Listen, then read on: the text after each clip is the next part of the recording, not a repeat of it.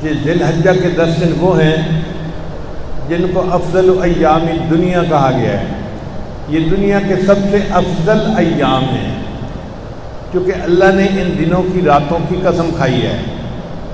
والفجر ولیال عشر، اللہ نے 10 راتوں کی قسم کھائی ہے۔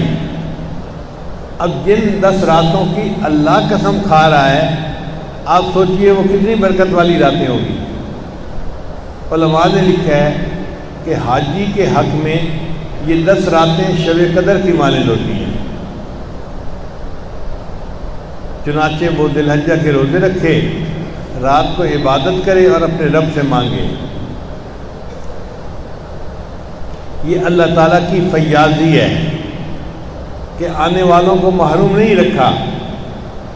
میرے بندے تم آئے ہو نا، اور شہنشاہ حقیقی کے دروازے پر آئے ہو، اب یہاں پر لوٹ لو جو لوٹ سکتے ہو۔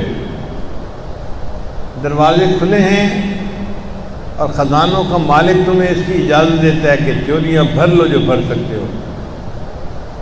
چنانچہ ان 10 دنوں میں حاجی لوگ حرم میں قیام کرتے ہیں، طواف کرتے ہیں، عبادت کرتے ہیں، اور اللہ سے وہ پاتے ہیں جو وہ اللہ سے مانگتے ہیں۔